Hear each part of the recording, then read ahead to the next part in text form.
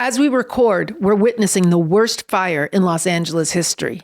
Ash is falling from the sky, thick and dark with choking smoke. These are not the end times, but we need to make them end the system times. 70,000 people have been evacuated, with new evacuation orders still coming. The nightmare of fires and floods, heat and droughts are caused by capitalism-induced climate change. A warming planet caused by capitalism's thirst for fossil fuels at the expense of precious ecosystems, the future of humanity and the planet. Under Joe Biden, the Democrats' genocider-in-chief, the U.S. became the world's #1 producer of liquid natural gas in the world. But the MAGA fascist Trump intends to put this on steroids. President Biden's actions yesterday on offshore drilling, banning offshore drilling, will not stand. I will reverse it immediately. It'll be done immediately. And we will drill, baby, drill. And we're going to be drilling in a lot of other locations. And this was just one of the many ugly, violent, dangerous threats coming from the man who Bob Avakian has called the bloated bag of fascist feces, Donald Trump, from his press conference on Tuesday. This motherfucker is not even in office yet, and he's on the offensive with an all-out fascist program. And what is this fascism? In a speech from 2017, Bob Avakian broke this down.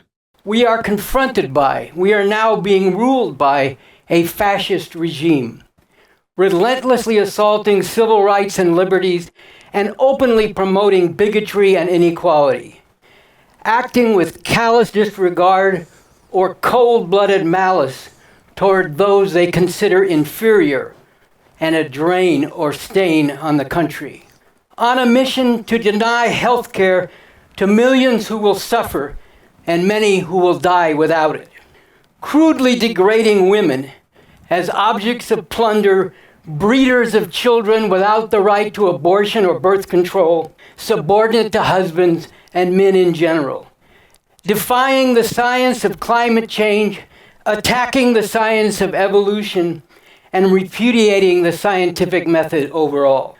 A regime brandishing an arsenal of mass destruction and threatening nuclear war, intensifying state terror against Muslims, immigrants, and people in the inner cities, unleashing and giving encouragement and support to brutal thugs spewing vile America first, white supremacists, male supremacists, and anti-LGBT venom. A regime that boasts of all this and declares its intention to do even worse. And all that is what we heard in Trump's press conference. Like a cutthroat, cold-blooded imperialist gangster, Trump is threatening war on Panama to take control of the Panama Canal. And he's threatening Denmark to take control of Greenland. Can you assure the world that as you try to get control of these areas, you are not going to use military or economic coercion? No, I can't assure you. You're talking about Panama and Greenland. No, I can't assure you on either of those two. Look, the Panama Canal is vital to our country. Why? Because America needs control of the world's shipping channels and resources to stay on top. Trump is threatening to use economic force to absorb Canada into the United States. Are you also considering military force to annex and acquire Canada? No, economic force. He's threatening to rename the Gulf of Mexico to be the Gulf of America. We're going to be changing the name of the Gulf of Mexico to the Gulf of America.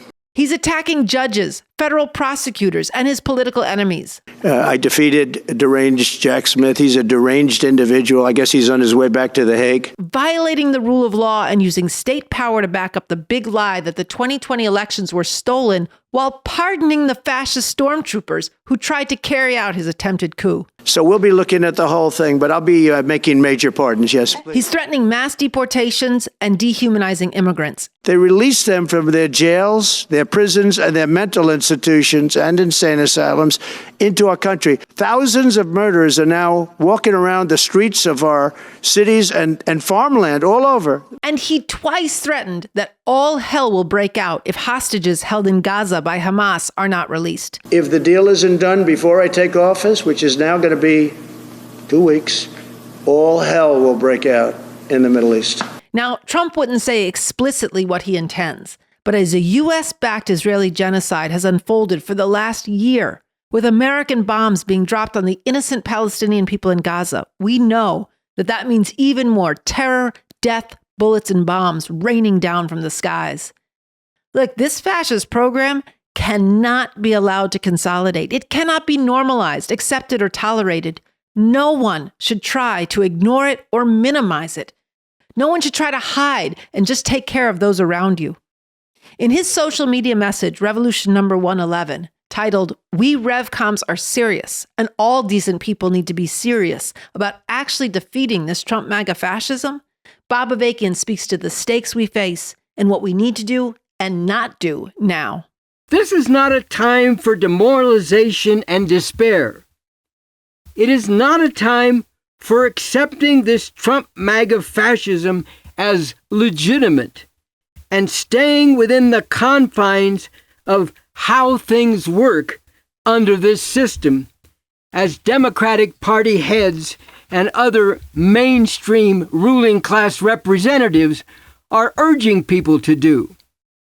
It is not a time for turning inward and attempting to take care of self as the juggernaut of Trump MAGA fascism gains momentum and crushes masses of people. This is a time for reaching out to all the others who feel the same outrage at Trump MAGA fascism.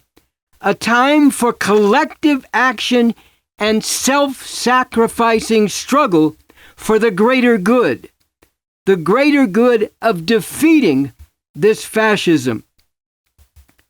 So what does defeating this fascism actually mean?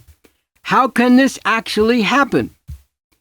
It means building and mobilizing a truly broad and determined mass movement, uniting all who can be united in rapidly and continually growing numbers all over the country, aiming to become so massive and powerful that it creates a profound political crisis such that Trump cannot govern the country and implement his fascist program. There are literally tens of millions of people who viscerally hate what is represented by this Trump MAGA fascism. Think of the massive outpouring of outrage that was called forth by the cold-blooded murder of George Floyd in 2020, and the way that at the time it changed the whole political situation in the country. This shows the potential for people to be rapidly mobilized on an even greater scale in sustained, determined opposition to Trump MAGA fascism, with the goal of actually defeating this fascism, as I have spoken to this here. This must begin to gather real momentum before the scheduled inauguration of Donald Trump on January 20, 2025. While taking part in protests against this Trump MAGA fascism, people in all parts of the country need to get together, get organized, reach out broadly, and continually call forth broader ranks of people in rapidly growing, bold, active, determined opposition to Trump MAGA fascism overall, based on the clear orientation of building a massive movement all over the country with the unifying fundamental aim of defeating this fascism. This is the meaning and importance of the slogan we Revcoms have raised as a very broad, unifying call to action. In the name of humanity, we refuse to accept a fascist America.